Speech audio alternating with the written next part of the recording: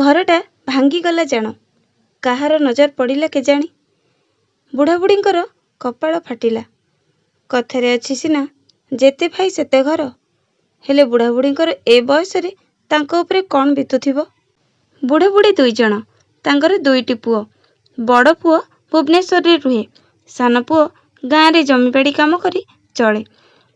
କୌଣସି କାରଣରୁ ସେମାନଙ୍କ ଭିତରେ ମନାନ୍ତର ସୃଷ୍ଟି ହେଲା, ପାଟିତୁଣ୍ଡ ଗଣ୍ଡଗୋଳ ହେଲା। ଗାଁରେ ଲୋକମାନେ କୁହାକୁହି ହେଲେ ଏମାନଙ୍କ ଭିତରେ ଆଉ ଏକତା ନାହିଁ। ଏମାନେ ସବୁ ସମ୍ପତ୍ତି ଲୋଭରେ ବାଡ଼ିଆ ପିଟା ହେବେ। ଘରଟା ଭାଙ୍ଗିଗଲା ଜାଣ। ହେଲେ ବୁଢ଼ାବୁଢ଼ୀଙ୍କର ଏ ବୟସରେ ତାଙ୍କ ଉପରେ କ'ଣ ବିତୁଥିବ କେଜାଣି। ଧୀରେ ଧୀରେ ଗଣ୍ଡଗୋଳ ତୀବ୍ରତର ହେଲା। ଥାନା କଚେରୀ ଯାଏଁ କଥା ଗଲା। ଭଦ୍ରଲୋକ ଡାକି ସବୁ ଜମିବାଡ଼ି ଘରଡ଼ିହ ବଣ୍ଟାଗଲା। ବଡ଼ ପୁଅ କହିଲା, ସବୁ ସିନା ବଣ୍ଟା ହେଲା, ହେଲେ ବାପା ମା ଆଉ କାହା ପାଖରେ କେତେ ଦିନ ରହିବେ ସେ କଥା ତ କିଛି ଠିକ୍ ହେଲାନି। ବଡ଼ ବୋଉ ଖୁବ୍ ଚାଲାକ୍, କହିଲା ବାପା ଆଉ ବୋଉ କାହିଁକି କୁଆଡ଼େ ଯିବେ, ସେ ଖାଲି ଆମ ପାଖରେ ରହିବେ। କାରଣ ବଡ଼ ବୋଉକୁ ବୁଢ଼ା ଟିକେ ବେଶୀ ଭଲ ପାଆନ୍ତି। ତାର କିନ୍ତୁ ବୁଢ଼ା ପେନ୍ସନ୍ ଟଙ୍କାରେ ଆଖି। ବୁଢ଼ା ମାଇନର ପାସ୍ କରି ମାଇନର ସ୍କୁଲ ଶିକ୍ଷକ ଥିଲେ। ଏବେ ଯାଏଁ 20,000ରୁ ଊର୍ଦ୍ଧ୍ୱ ପେନ୍ସନ୍ ପାଉଛନ୍ତି। ସାନ ପୁଅ ଭାଉଜର ମନ କଥାକୁ ଠିକ୍ ଜାଣିଛି। ସେ ସଙ୍ଗେ ସଙ୍ଗେ କହିଲା, ତମେ ତ ଏକା ଚାଲାକ୍, କାହିଁ ତମେ ବାପା ମାଆଙ୍କୁ ରଖିବ?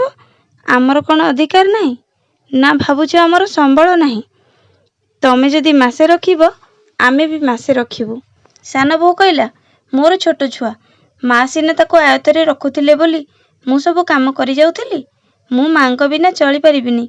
ବଡ଼ ଭାଇ ମା ବାପାଙ୍କୁ ରଖନ୍ତୁ, ମା ଆମର ଆମ ପାଖରେ ରହିବେ। ଇଚ୍ଛା ନଥିଲେ ବି ବୁଢ଼ାବୁଢ଼ୀ ଅଲଗା ହୋଇ ରହିଲେ। ଦୁହେଁ ଦୁହିଁଙ୍କୁ ଭାରି ମନେ ପକାଉଥିଲେ।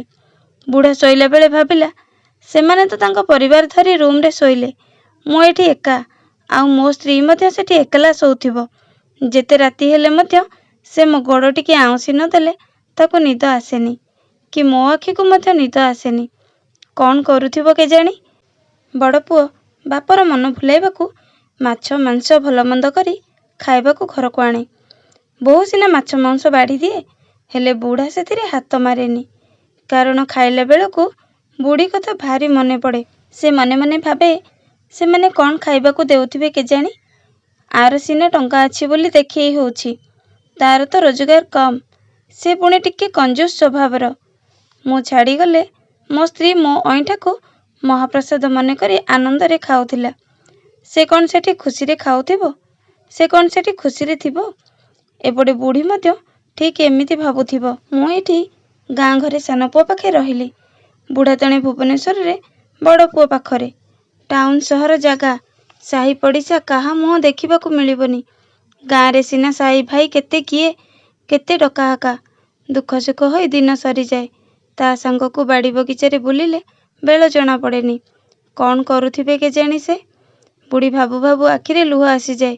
ମନେ ମନେ ନିଜକୁ ଧିକ୍କାର କରି କୁହେ, ମୋରି ପେଟରୁ ଜନ୍ମ ହୋଇ 2 ଭାଇ ଏକା ରକତ, କିନ୍ତୁ ଏତେ ଭିନ୍ନ ଆଉ ଏତେ ହୀନ ମନୋବୃତ୍ତି କେମିତି ହେଲା କେଜାଣି।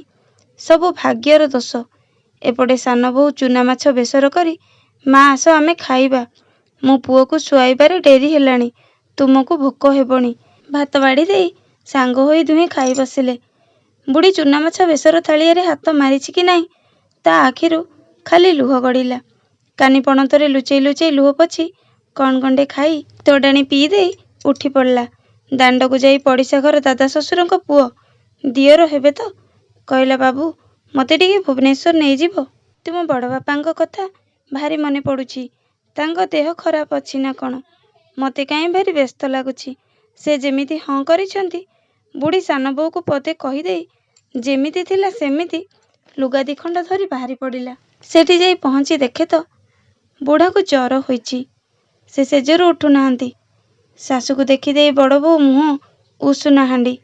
ଜଣେ ଲୋକର ଦାୟିତ୍ୱ କିଛି କମ୍ ଥିଲା ଯେ ଆଉ ଜଣେ ଆସି ହାଜର ହେଇଗଲେ। ବୋହୂର ଚାଲିଚଳଣି ହାବଭାବ ଦେଖି ବୁଢ଼ୀ ସବୁ ବୁଝିପାରୁଥାଏ।